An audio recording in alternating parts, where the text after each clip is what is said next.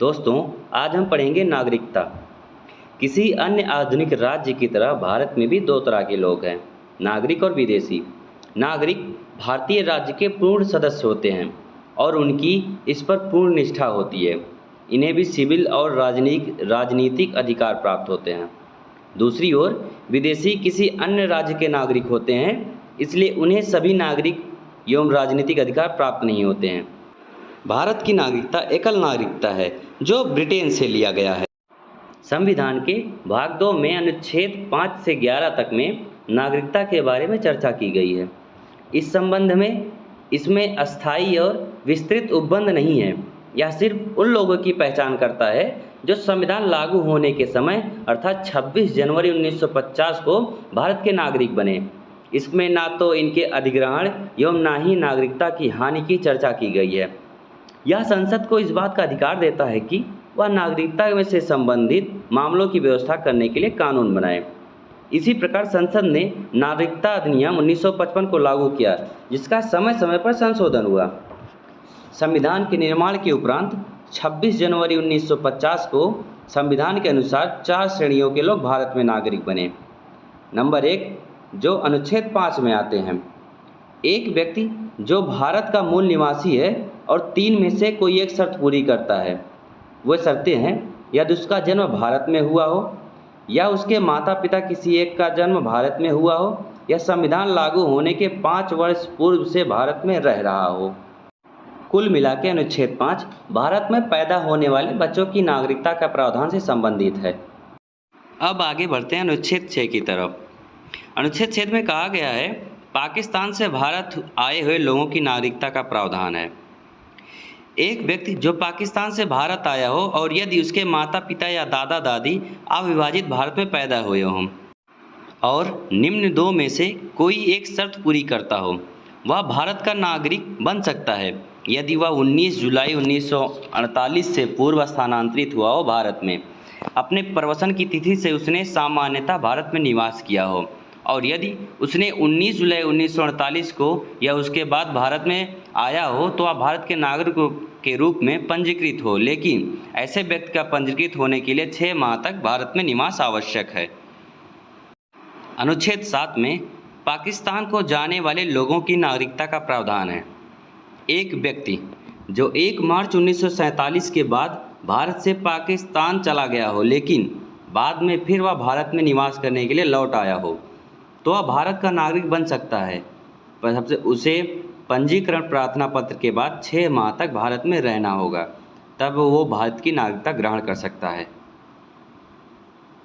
अब आगे बढ़ते हैं अनुच्छेद 8 की तरफ। अनुच्छेद 8 में कहा गया है, विदेशों में जन्म लेने वाले बच्चों की नागरिकता का प्रावधान है। इसमें माता पिता में कोई एक भारतीय होना चाहिए। एक व्यक्ति जिसके माता पिता या दादा दादी अविभाजित भारत में पैदा हुए हों लेकिन वह भारत के बाहर रह रहे हों, फिर वह भारत का नागरिक बन सकता है यदि वह भारत के नागरिक के रूप में पंजीकरण कर आवेदन किया हो। यह व्यवस्था भारत के बाहर रहने वाले भारतीयों के लिए ही बनाई गई है ताकि वह भारत की नागरिकता ग्रहण कर सकें। कुल मिलाकर ये व्यवस्थाएं नागरिकों की चर्चा करती हैं। अनुच्छेद 5, व्यक्ति जो भारत का मूल निवासी हो। अनुच्छेद 6, व्यक्ति पाकिस्तान से वापस आया हो। अनुच्छेद 7, व्यक्ति पाकिस्तान चला गया हो लेकिन बाद में लौट आया हो। और अनुच्छेद 8, भारत का मूल व्यक्ति जो बाहर रह रहा हो। अब हम आगे बढ़ते हैं अनुच्छेद 9, 10 और 11 की तरफ, जो नागरिकता से संबंधित अन्य संवैधानिक प्रावधान है। अनुच्छेद 9 में कहा गया है, विदेशी नागरिकता ग्रहण करने पर भारत की नागरिकता समाप्त हो जाएगी। जी हाँ, वह व्यक्ति भारत का नागरिक नहीं होगा या भारत का नागरिक नहीं माना जाएगा जो अपनी इच्छा से किसी अन्य देश की नागरिकता ग्रहण कर लेगा। अनुच्छेद 10 में कहा गया है कि संसद द्वारा भारतीय नागरिकों की नागरिकता खत्म नहीं की जा सकती है। प्रत्येक व्यक्ति जो भारत का नागरिक है यह समझा जाता है, वह ऐसा नागरिक बना रह सकता है यदि संसद इस प्रकार के किसी विधान का निर्माण करे। और अनुच्छेद 11 में कहा गया है कि नागरिकता की प्राप्ति और समाप्ति पर संसद कानून बना सकती है। यह संसद को यह अधिकार है कि वह नागरिकता के अर्जन और समाप्ति के तथा नागरिकता से संबंधित अन्य सभी विषयों के संबंध में कानून बना सकती है। अब हम आगे बढ़ते हैं नागरिकता अधिनियम 1955 के बारे में। नागरिकता अधिनियम 1955 संविधान लागू होने के बाद अर्जन एवं समाप्ति के बारे में है। मूल रूप से नागरिकता अधिनियम 1955 ने भी राष्ट्रमंडल नागरिकता प्रदान की है। अब नागरिकता का अर्जन कैसे कर सकते हैं? नंबर 1 जन्म से, दूसरा वंश के आधार पर, तीसरा पंजीकरण द्वारा, चौथा देशीयकरण या प्राकृतिक रूप से, और पांचवा है अर्जित क्षेत्र या क्षेत्र समाविष्टि द्वारा। आगे हम इन पांचों के बारे में डिटेल में पढ़ते हैं। नंबर 1 है जन्म के आधार पर। भारत में 26 जनवरी 1950 को या उसके बाद परंतु 1 जुलाई 1947 से पूर्व जन्मा व्यक्ति अपने माता पिता के जन्म की राष्ट्रीयता के बावजूद भारत का नागरिक होगा। भारत में 1 जुलाई को या उसके बाद जन्मा व्यक्ति केवल तभी भारत का नागरिक माना जाएगा यदि उसके जन्म के समय उसके माता पिता में से कोई एक भारत का नागरिक हो।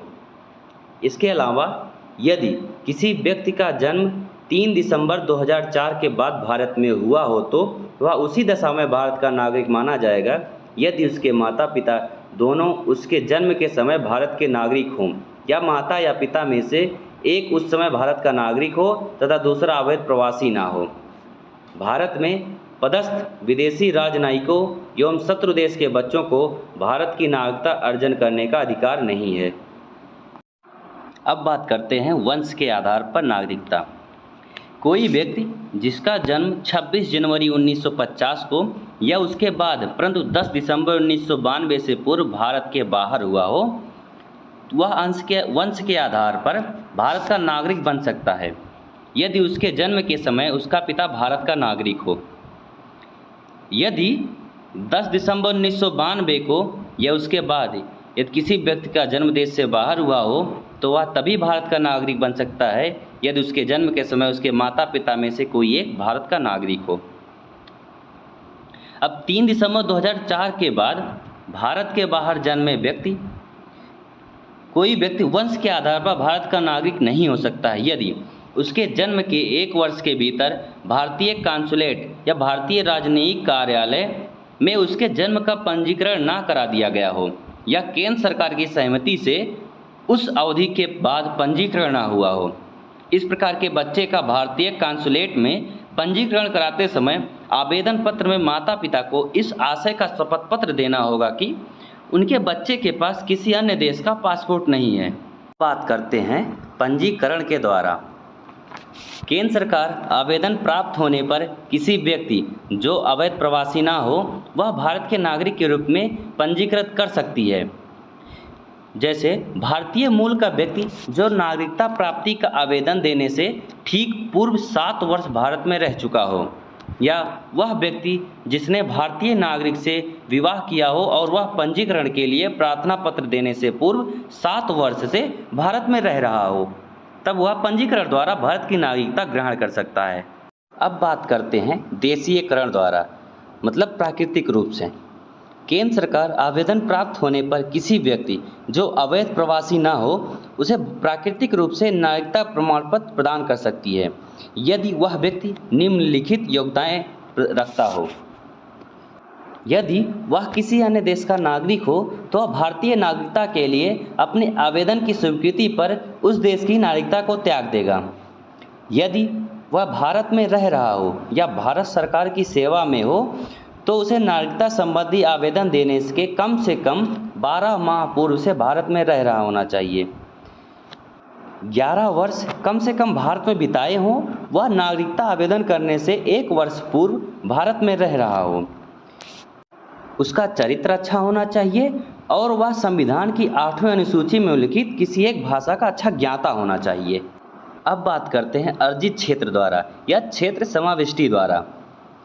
किसी विदेशी क्षेत्र द्वारा भारत का हिस्सा बनने पर भारत सरकार उस क्षेत्र से संबंधित विशेष व्यक्तियों को भारत का नागरिक घोषित करती है।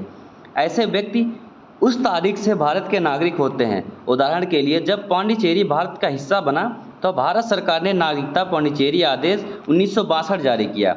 यह आदेश नागरिकता अधिनियम 1955 के तहत जारी किया गया। मतलब भारत में यदि किसी विदेशी क्षेत्र को सम्मिलित किया जाता है तो वहाँ के नागरिकों को भारत का नागरिक स्वतः घोषित किया जाएगा। अब हम बात करेंगे नागरिकता की समाप्ति कैसे होती है।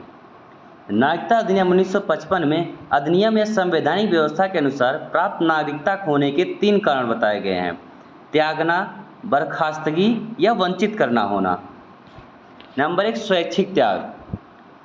जब कोई व्यक्ति अपनी नागरिकता का परित्याग करता है तो उस व्यक्ति का प्रत्येक नाबालिग बच्चा भारतीय नागरिक नहीं रहता है, जबकि इस तरह के बच्चे की उम्र 18 वर्ष भारतीय होने पर वह प्रार्थना पत्र देकर भारतीय नागरिक बन सकता है। नंबर दूसरा है विदेशी नागरिकता ग्रहण करने से या बर्खास्तगी के द्वारा। यदि कोई भारतीय नागरिक स्वेच्छा से किसी अन्य देश की नागरिकता ग्रहण कर ले तो उसकी भारतीय नागरिकता स्वयं बर्खास्त हो जाएगी। हालांकि यह व्यवस्था तब लागू नहीं होगी जब भारत युद्ध में व्यस्त हो। नंबर तीसरा है वंचित कर के द्वारा। केंद्र सरकार द्वारा भारतीय नागरिक को आवश्यक रूप से बर्खास्त करना होगा यदि नागरिकता फर्जी तरीके से प्राप्त की गई हो या यदि नागरिक ने संविधान के प्रति अनादर जताया हो। तीसरा है यदि नागरिक ने युद्ध के दौरान शत्रु के साथ गैर कानूनी रूप से संबंध स्थापित किया हो या उसे कोई राष्ट्र विरोधी सूचना दी हो। चौथा है पंजीकरण या प्राकृतिक नागरिकता के 5 वर्ष के दौरान नागरिक को किसी देश में 2 वर्ष की कैद हुई हो। नागरिक सामान्य रूप से भारत के बाहर 7 वर्षों से रह रहा हो तो वह भारतीय नागरिकता से वंचित कर दिया जाएगा।